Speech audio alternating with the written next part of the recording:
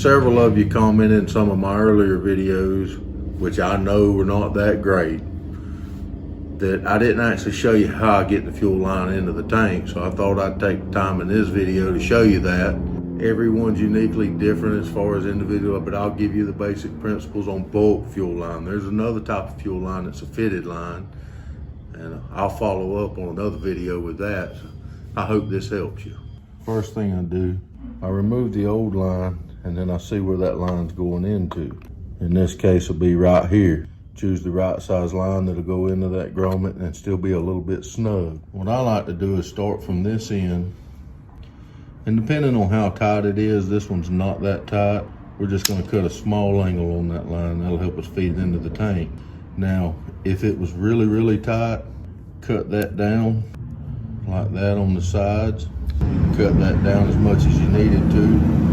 I'm gonna cut it a little further today because I need to be able to reach up in there. And once you got that cut, you can use a little bit of oil, engine oil, whatever you want. I usually got a couple mixed glass, and so I'll wet the end of that line.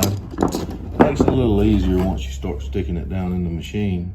Then get it down and start it through your hole and get it down in there as much as I can.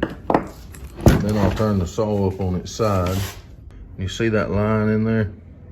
Now I'll reach in there with my pliers, grab that line and pull it through. Now this will work on probably 80% of your saws, your Polands, your Husqvarnas, but there are, however, some saws out there that take a specific fitted line.